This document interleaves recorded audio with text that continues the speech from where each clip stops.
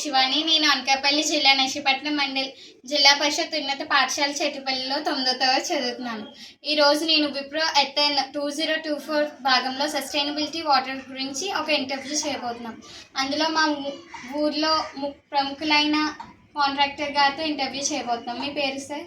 ముందుగా అందరికీ నమస్కారం అండి. నా పేరు పండూరు సముద్రాలు. మీరు ఏ కాంట్రాక్టర్లు చేస్తారు సార్? నేను బిల్డింగ్ కాంట్రాక్ట్ చేస్తూ ఉంటానమ్మా. మీరు ఎన్ని సంవత్సరాల నుంచి నేను ఇంచుమించుగా 20 సంవత్సరాల బట్టి చేస్తున్నాను. గత 7-8 సంవత్సరాలుగా నేను ఒక కాంట్రాక్ట్ గారి దగ్గర నేనే పనిచేస్తూ ఉండేవాడిని. ఇప్పుడు ఆ 7-8 సంవత్సరాల తర్వాత కూడా నేనే అదే కాంట్రాక్ట్లో నేను ఒక కాంట్రాక్టర్గా ఇదయ్యి నా వెనకాల ఒక 20-30 మంది మేస్త్రితో నేను పని చేయించగలుగుతున్నాను. ఈరోజు మీరు చేసే పని చేయడానికి నీరు ఎంత అవసరం సార్? మనం చేసే పనికి చాలా వాటర్ అవసరం. వాటర్ లేదన్నది అసలు కన్స్ట్రక్షన్ చేయడానికి లేదు. ఎందుకంటే గతంలోనూ కూడా బిల్డింగ్లు కట్టేవారు. గతంలో కట్టేవారు అంటే ఎలా కట్టేవారు? అయితే పంచాయతీలో హ్యాండ్ బోర్ ఉండేది, లేదంటే అక్కడెక్కడో ఊరి చివరిలో బాగా ఒకటి ఉండేది, లేదంటే అక్కడక్కడ ఏదో చిన్న చిన్న గుంతలు లాంటివి ఉండడమో దాంతో మోసి తెచ్చుకోవడమో. ఆ మోసి తెచ్చుకోవడానికి ఆ రోజు చేసే వరకు ఆ రోజుకి అలా సరిపోయేది. ఈ రోజైతే మరి 3-4 ఫ్లోర్లు కట్టవలసి వస్తుంది. ఈ 3-4 ఫ్లోర్లు కట్టాలంటే మనకు వాటర్ బాగా అవసరం. ప్రతి చిన్న విషయానికి స్టార్టింగ్ పునాదికి వాటర్ బాగా అవసరం. పునాది నుంచి కట్టుబళ్ళు.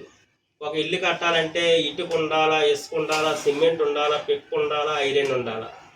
వీటిలన్నిటికంటే ముఖ్యం వాటర్. ఏదే అవసరం అంటే పునాది స్టార్టింగ్ నుంచి పునాదికి వాడుతాము. తర్వాత బిల్డింగు బ్రిక్ వరకు కట్టుబడికి కూడా వాటర్ వాడాలి. తర్వాత స్లాబ్ వేసేటప్పుడు కూడా వాటర్ వాడతాము. గతంలో స్లాబ్ వేసేటప్పుడు మనం ఏం చేసేవాళ్ళం? చుట్టూ ఇసుకతో గట్లు వేసేవాళ్ళం. ఇసుకతో గట్లు వేసేటప్పుడు ఏమయ్యేది? మనం పెట్టేసి వెళ్ళి 10 నిమిషాల్లో ఆ వాటర్ అంతా బయటికి పోయేది. మళ్ళీ మధ్యాహ్నం వచ్చి పెట్టేవారు, మళ్ళీ సాయంత్రం వచ్చి పెట్టేవారు. ఈ రోజుల్లో అది లేదు కదా. మనం ఏం చేస్తున్నామంటే స్లాబ్ వేసిన మరుక్షణమే సిమెంట్తో మనం చుట్టూ గట్లు కట్టుకుంటున్నాం. కాబట్టి ఒక రోజు చేసే వాటరింగ్ 3 రోజుల వరకు మనకి ఇబ్బంది లేకుండా ఉంటుంది. మీరు నీటి పొదుపు చేసే పద్ధతిలో ఈ 15 ఏళ్ళుగా ఎలాంటి మార్పులు చేసేస్తారు? అయితే ఒకటమ్మా, గతంలో ఏమయ్యేదంటే నీటి అవసరం జనాలకు అంతగా తెలిసేది కాదు గతంలో. ఇప్పుడు నీటి అవసరం ప్రతి మానవుడికి కూడా ఉదయం లేచిన కానీ సాయంత్రం వరకు ఒక మనిషి బతకాలంటే నీరు ఉండాలి. ఒక ఇల్లు కట్టాలంటే నీరు ఉండాలి. ప్రతి పనికి కూడా నీరు లేనిదే ఏ పని కూడా జరగదు ఈరోజు. అందుకనే ఏం చేస్తున్నామంటే మనం వాడే నీరు కూడా ఎప్పుడు కూడా వేస్ట్ అవ్వకుండా, గతంలో ఏం చేసేవాళ్ళమి? నీటితో అంత జనానికి ఎవరికి అంత అవసరం లేదు నీరు గతంలో. ఇప్పుడు ప్రతి మనిషి ఉదయం నుంచి సాయంత్రం మనకు బతకాలంటే ప్రతి మనిషికి కూడా నీటితో అవసరం. అందుకని ఈరోజు మనం ఏం చేస్తున్నాం? ప్రతి ఇంట్లోని కూడా ఒక వాటర్ ట్యాంక్ కానీ ఒక వాటర్ స్టోరేజ్ ప్రతిదీ కూడా పెట్టుకుంటున్నాం. అది కూడా మనం ఏం చేస్తున్నాం? ఆ వాటర్ మనం వాడే వాటర్ కూడా బయటకు పోకుండా ప్రతి బోర్ దగ్గర ఇంకుడు గుంత తీసి మనం వాడే వాటర్ ఆ ఇంకుడు గుంతలోకి వెళ్ళేలాగా మనం జాగ్రత్త పడుతున్నాం ఈరోజు. ఇప్పుడు కట్టడాలు కట్టించేటప్పుడు మీరు ఎప్పుడైనా నీటి ఎద్దడిని ఎదుర్కొన్నారు? చాలా ఉన్నాయమ్మాయి. మనం ఒక్కొక్క దగ్గర ఏమవుద్దంటే బోరు ఉండి కూడా నీరు పాలలేని పరిస్థితి ఉంటుంది. బోరు వేసినా కూడా నీరు రాలేని పరిస్థితి ఉంటుంది. నీరుండి కూడా అందుబాటులో లేని పరిస్థితి ఉంటుంది.